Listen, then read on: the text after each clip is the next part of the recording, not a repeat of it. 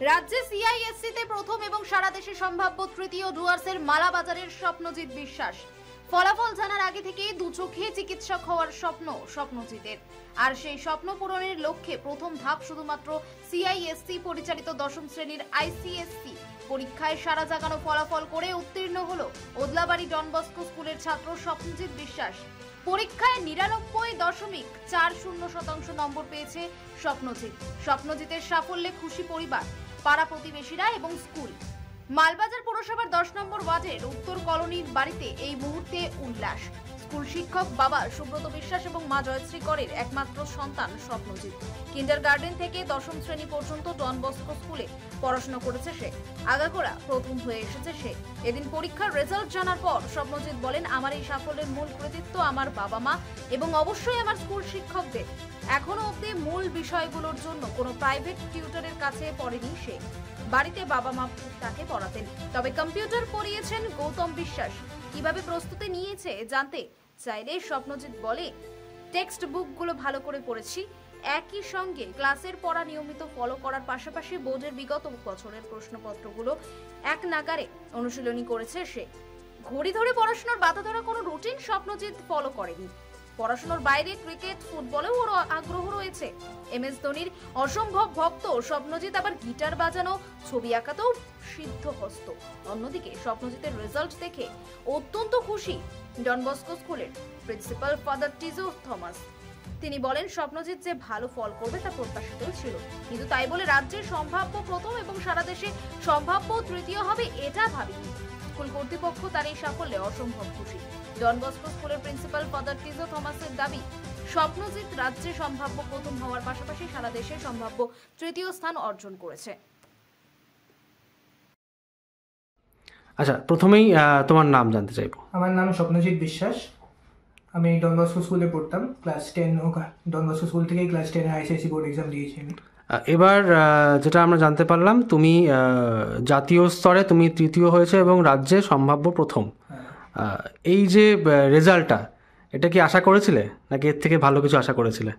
হ্যাঁ, আমি 99% তো আশা করেছিলাম, 99% তো পেয়েই যাব, কিন্তু তার থেকেও বেশি পেয়েছি। হ্যাঁ, খুবই খুশি, খুবই ভালো লাগছে, এখন এক্সাইটেড খুব। আচ্ছা, যখন প্রথম শুনলে যে এত ভালো রেজাল্ট, তখন ফার্স্ট রিয়াকশন কি ছিল? ফার্স্ট রিয়াকশন তো খুবই ভালো ছিল, একদম শকিং রিয়াকশন, সারপ্রাইজিং। স্কুলের টিচারদের কোনো কল বা এসএমএস কিছু পেয়েছো? হ্যাঁ, একদম সব টিচাররা কল করেছে, তারপর হোয়াটসঅ্যাপেও অনেকে কনগ্রাটস জানিয়েছে, তো সবার সাথে যোগাযোগ হয়েছে। সব থেকে হাইয়েস্ট মার্কস কোন সাবজেক্টে আছে? হাইয়েস্ট মার্কস আমার ম্যাথসে 100 আছে, কম্পিউটারে 100, আর হিস্ট্রি, সিভিক্স আর জিওগ্রাফিতে 100। ওভারঅল কত মার্কস এসছে? ওভারঅল আমার 500-এ 497 মার্কস পেয়েছি আমি, 99.4%। আচ্ছা, এখন নেক্সট প্রিপারেশন কি আছে? নেক্সট আমি মেডিকেলের জন্য প্রিপেয়ার করছি, নিটের জন্য মেনলি। আচ্ছা, তাছাড়া অপশন কিছু যদি নিট না হয় সেক্ষেত্রে? তাছাড়া এখন দেখা যাক কি হয়। মেনলি নিটটাই এখন টার্গেট সামনে। আর তাছাড়া তো সায়েন্স নিয়ে পড়াশোনার ইচ্ছা আছে সেক্ষেত্রে। তো ডাক্তারি প্রফেশন, ডাক্তারটা সবাই হতে চায়, জেনারেল সার্জারি নাকি অন্য কিছু ইচ্ছা আছে? এখন তো সেটা তো ডিসাইড করিনি এখনো। সেটা অবসর সময় কিভাবে সময় কাটাতে, পড়াশোনার বাইরে? অবসর সময় আমি খেলতে যেতাম, আমি রেগুলার বেসিসে ফুটবল, ক্রিকেট এসব খেলি। তাছাড়া আমি গিটার বাজাই, ড্রয়িং করি এসব। আচ্ছা, মিউজিকের দিকেও ঝোঁক রয়েছে? হ্যাঁ, অল্প। আচ্ছা, আর এমনি মা বাবা কি প্রফেশনে আছেন? আমার মা বাবা দুজনেই টিচার, বাবা বায়োলজির আর মা ফিজিক্সের টিচার। বাড়িতে একটা পড়াশোনার পরিবেশ তার ছোট থেকেই পেয়েছো? হ্যাঁ, আমি কোনোদিনও টিউশন পড়িনি, খালি কম্পিউটারের জন্য টিউশন পড়তাম। আর আমার মামি ইংলিশের টিচার, তো মামি আমাকে হেল্প করে দিতেন, আর তাছাড়া মা বাবাই হেল্প করতেন। সম্পূর্ণ বাড়ির পরিবেশে পড়াশুনো করেই এত সুন্দর সাফল্য একটা।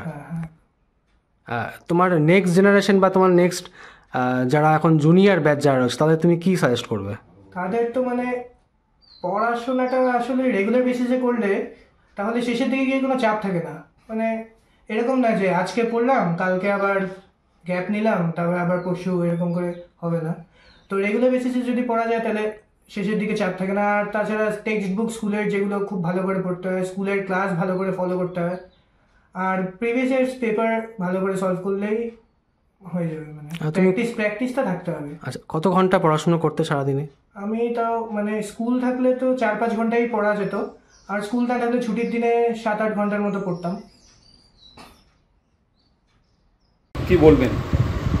খুবই খুশি আজকের এই দিনটা, খুব আনন্দিত আমরা। ছোট থেকেই ও ভালো পড়াশোনা, কোনোদিনও বলতে হয় না পড়ার জন্য, নিজে থেকেই পড়াশোনা করে। মানে আমরা ওকে হেল্প করেছি এবং ও যার যার কাছে গেছে সবার কাছ থেকেই হেল্প পেয়েছে। আর স্কুলের অবদান তো আছেই।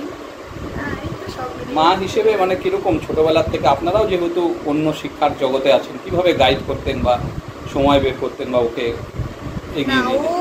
ওকে ছোট থেকে কোনোদিনও বলতে হয়নি পড়াশোনার জন্য, ও নিজেই করেছে। হ্যাঁ, তবে যেখানে যখনই আটকে গেছে তখন আমার কাছে এসছে বা ওর বাবার কাছে গেছে, আমরা হেল্প করেছি যতটা সম্ভব। আর ওকে মানে পড়ার জন্য যে সারাদিন যে পড়াশোনা সেটাও কখনোই করতো না, যত